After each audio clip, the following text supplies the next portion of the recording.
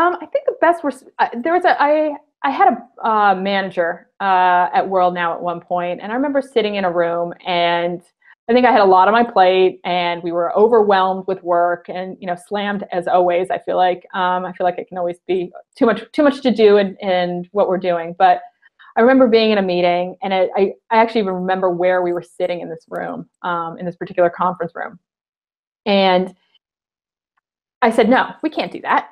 And I was very adamant, very quick to respond, yep. And I don't remember who it was that was giving us this. I even want to say it was senior management was asking us to do something. And I was like, there's no way, we can't take this on. And it was pretty negative. And we went outside, and my boss pulled me aside and said, don't do that again.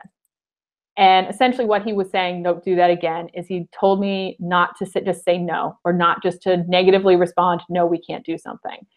To really take in the request, to absorb the request. It's okay to say, yeah, that might be a challenge or something along those lines, but don't just say no. Actually recognize what it is, ask the questions, get some clarity on what it is they're trying to accomplish, or what they want to do, or what the idea is, and then step away and say you'll get back to them with whether it's the next day or in a couple hours or in a week or whatever time you think you need to kind of weigh the situation. And then go back and sit down and write it out, or talk to your architect or your lead engineer or whoever it might be that you need to get some guidance for, to really vet whether it is something you can do or not.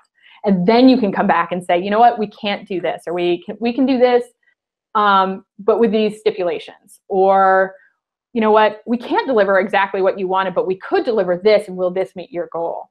So ultimately, not saying no at the table, I think was probably the best piece of advice I've had. Sometimes it's hard to follow, don't get me wrong. I think there's moments in time where you can kind of go back to that.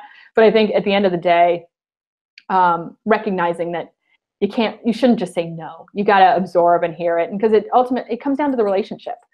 Whether it's the relationship with a senior manager or an executive, or a different internal stakeholder, or a client, or whatever it might be, that relationship, if you come in negative and just say no, they're just going to assume you're always going to say no, and they're not going to come to you again, and you're not going to have a good relationship to be able to be in the position to solve the problem the next time around.